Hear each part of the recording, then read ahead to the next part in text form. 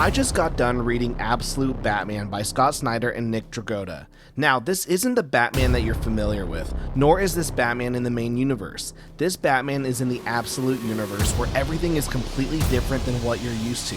This is a complete reimagining of the character and characters in the DC universe, and it's very interesting. And before we get into this video, I just want to let you know that there will be major spoilers. Okay, here we go. First off, in this universe, Bruce Wayne's trauma takes place during the daytime during a school trip where his father, who is also his school teacher, protects the children and Bruce from a public shooting at the zoo. However, unlike the canon mythos, his mother is still alive and he has a relationship with her.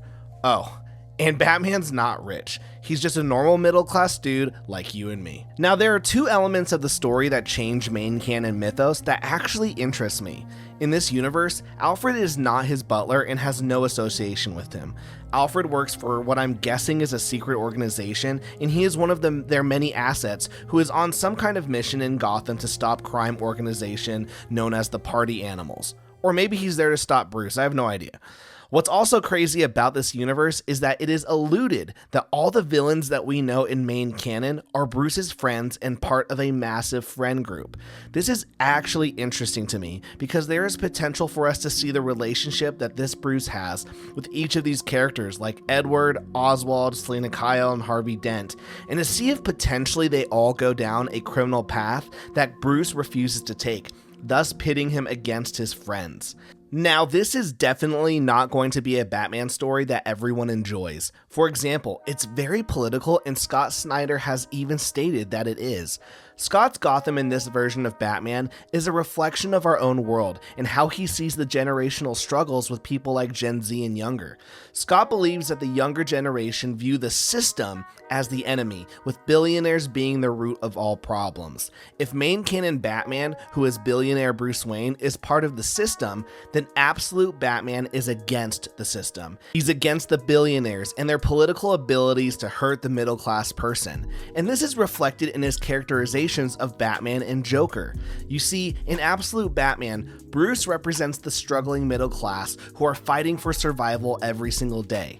In contrast, the polar opposite of Batman has always been the clown prince of crime, the Joker. Only in this universe, he's a billionaire corporate leader, so Bruce is going to protect the middle class while Joker is there to destroy it.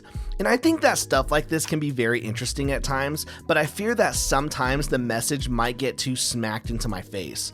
Don't get me wrong, this is an interesting take, and for Scott and Nick to do this in a different universe outside of the main canon should put hardcore fans at ease. After all, this is just an Elseworld story. You can either enjoy it or don't, but at the end of the day, it doesn't really count.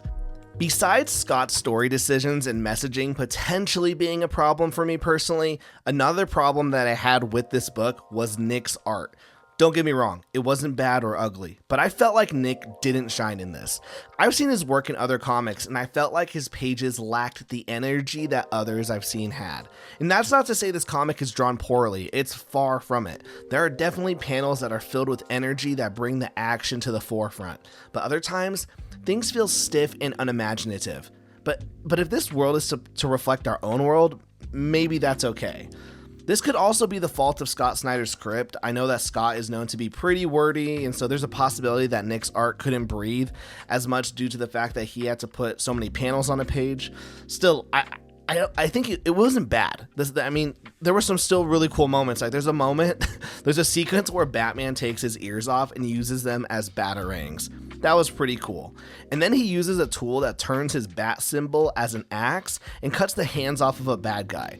And that was pretty insane, and it shows how ruthless this Batman can be while keeping his moral code intact.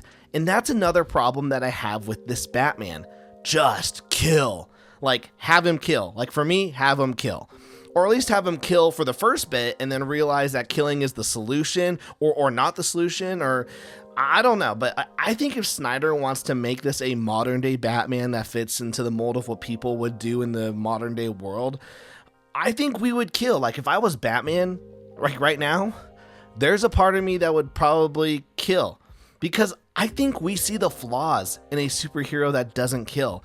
I think more people resonate with the Punisher's methods over Batman's. So, will I be reading this book? I think so.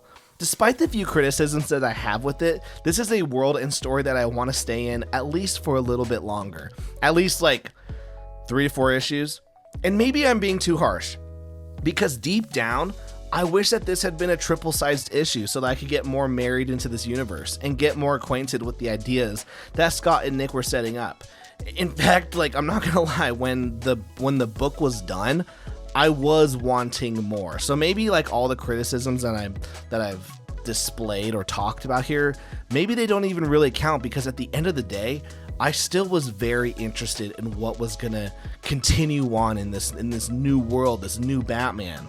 So yeah, I don't know, maybe next time drop a freaking graphic novel, please.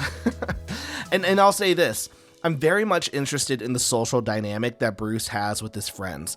I'm curious to see if they eventually turn into the villains, and I want to see that drama, you know, with Bruce's internal struggle of like, no, like I've got to be a superhero, and why are my friends being bad? Like that stuff interests me, and like that's what I'm really excited for.